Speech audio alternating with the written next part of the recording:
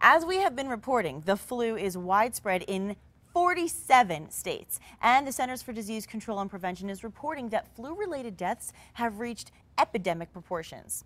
So it's pretty scary. Now, each year, many children get sick with the seasonal influenza. We've all heard about that lately. And some of those illnesses result in hospitalization and even death. That's really scary to hear this. This statistic is frightening. 20 children have died this year already. And while this year's influenza pandemic may be one of the worst outbreaks in recent history, doctors say that you can protect your kids. Thank you for having us back to talk about viral illnesses. We're seeing so many children affected this season. Are you seeing more of an outbreak than you have in past seasons? Certainly more than we've seen in the last 2 or 3 years. Back in 2009 with the H1N1, there was a lot of illness.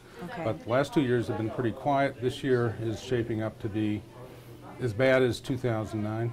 Is it typical to see this so early on in the season? Because we're seeing it, I mean, it's only early January still. It's really unusual for New Mexico to see influenza or other viral illnesses this early. Usually we see them more in February and March.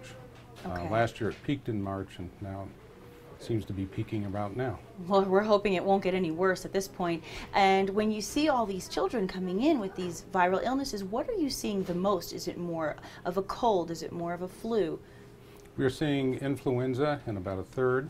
We are seeing some rhinovirus, which is a cause of a cold. We're seeing pertussis, which is a cause of a chronic cough, and it's also an epidemic that's going on nationwide and in New Mexico.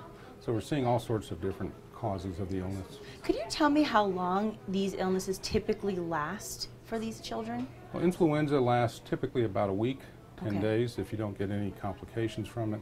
The rhinovirus is generally shorter, 5 to 7 days. The pertussis, though, can last for months. The 100-day cough, it's called. So if a child has a cough that's going on a long time, it's more likely pertussis or parapertussis than the flu. So let's talk a little bit about the treatments then, and when does it get to a point where you need to take the kids to see a doctor? Kids generally get over viral illnesses without much attention other than loving and fluid and rest. If they have persistent high fever, if they're not eating, if their pulse stays high, if they start coughing up, particularly coughing up a lot of phlegm, then they really ought to be seeing someone soon. If they have a cough that persists for more than a week or so, they probably ought to be seeing somebody. Okay, and then as far as the rest time, you're giving us basically a general time frame that these viral illnesses typically last. When do you say, okay kids, it's time you go back to school? When they haven't had a fever for 24 hours is a good time, although I also would caution that if they're coughing a lot or have a really runny nose, they might stay home until they can control that.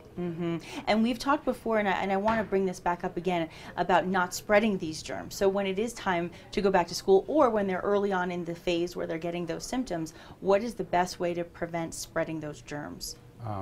Staying home is a good one. Yes. And then washing their hands or using an alcohol hand gel helps. If they have to go out in public, putting a mask on keeps them from spreading it to their friends or family. Well, still ahead in our second half hour, a live performance from Cirque du Soleil, plus weather, traffic, and more hot topics. Stick around.